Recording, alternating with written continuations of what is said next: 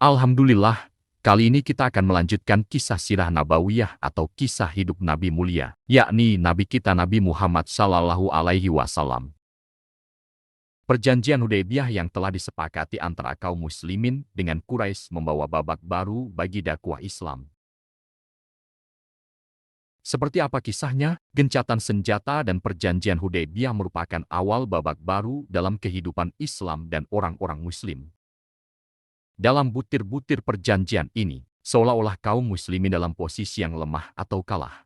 Tetapi sesungguhnya di dalamnya ada kemenangan yang nyata. Perjanjian Hudaybiyah ini juga disebut dengan Fatu Mubinah atau kemenangan yang nyata. Perjanjian damai yang disertakan dalam kesepakatan Hudaybiyah berpengaruh besar dalam penyebaran Islam.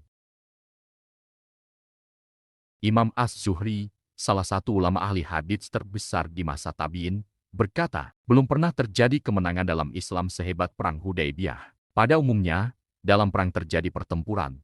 Tetapi ketika perjanjian Hudaybiyah, justru api peperangan padam. Manusia merasa aman untuk saling bertemu dan berbicara serta berdiskusi. Tidak ada orang yang berbicara tentang Islam kepada orang lain, melainkan ia pasti masuk Islam. Orang-orang yang masuk Islam dalam waktu 2 tahun jauh lebih banyak dari sebelumnya. Orang-orang Muslim mampu berbaur dengan orang-orang Arab lainnya. Rasulullah Shallallahu Alaihi Wasallam saat diberlakukannya kesepakatan baru ini bersama orang-orang Muslim, sementara Bani Bakar, saingan mereka, berpihak pada orang-orang Quraisy.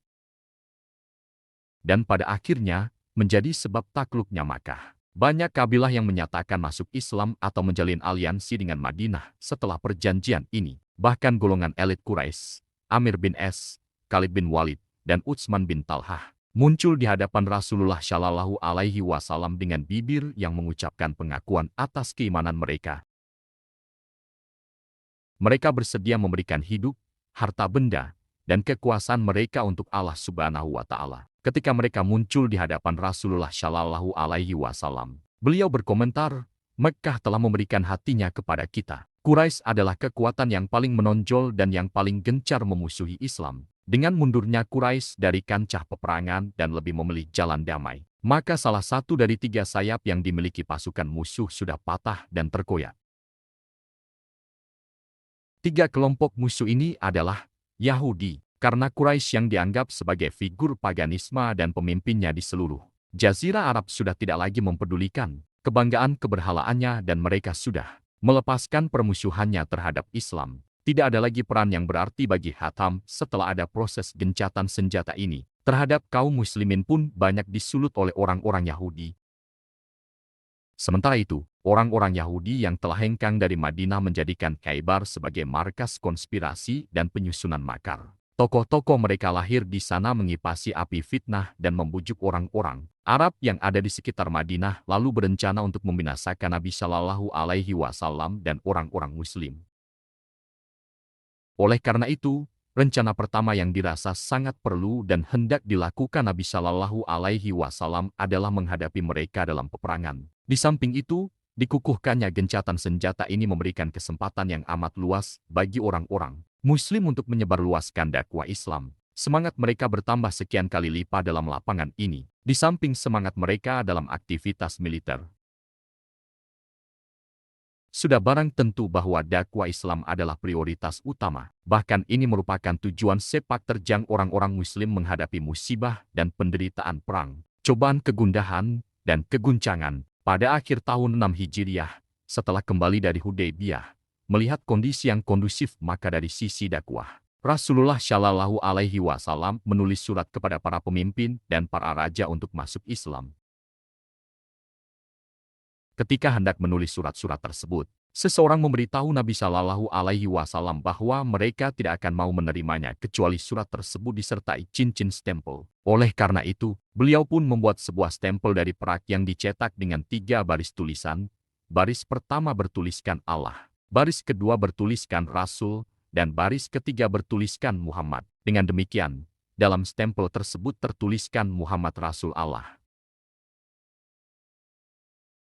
Rasulullah Shallallahu Alaihi Wasallam memilih beberapa orang sahabat yang berpengalaman sebagai kurir untuk menemui raja-raja tersebut. Rasulullah Shallallahu Alaihi Wasallam mengutus para kurir tersebut pada awal bulan Muharram tahun 7 Hijriah, beberapa hari sebelum berangkat ke Khaybar. Berikut ini nama-nama raja yang menerima surat Rasulullah Shallallahu Alaihi Wasallam. Surat kepada Najasyi, Raja Habasyah. Surat dibawa oleh Amir bin Umayyah Damari. Surat kepada Muqawqis, Raja Mesir. Surat dibawa oleh Hatib bin Bolsoah. Muqawqis menerima surat Nabi, memuliakan hati, dan menyampaikan beberapa hadiah untuk Nabi. Ini dilakukannya untuk menunjukkan penghargaannya kepada Rasulullah. Namun dia tidak menerima ajakan Nabi karena khawatir akan kekuasaannya. Surat kepada Kisra, Raja Persia. Surat dibawa Abdullah bin Huzafa as-Suhami. Kisra menolak seruan Rasulullah. Bahkan tidak sekedar menolak, dia marah dan merobek surat tersebut. Surat kepada Kaisar, Raja Romawi. Surat dibawa oleh Duhayyah bin Khalifah al-Kalbi. Raja Romawi di wilayah berusaha untuk meyakinkan rakyatnya agar menerima Islam, tetapi gagal. Oleh karena itu, ia pun menolak dengan baik. Surat kepada Al-Munzir bin Sawi, pemerintah Bahrain. Surat dibawa oleh anak bin Hadrami. Ia pun masuk Islam dan mengakui kekuasaan Nabi. Wah, seru banget ya melihat reaksi dari para raja dan pemimpin yang menerima surat dari Rasulullah Shallallahu Alaihi Wasallam. Mereka punya berbagai respon yang berbeda-beda. Sementara itu, kaum muslimin juga terlibat dalam perang Khotbah atau perang Mutah dan kemudian perang Khaybar. Seru banget nih melihat bagaimana dakwah Islam terus berkembang dan tantangan yang dihadapi oleh Rasulullah dan para sahabat.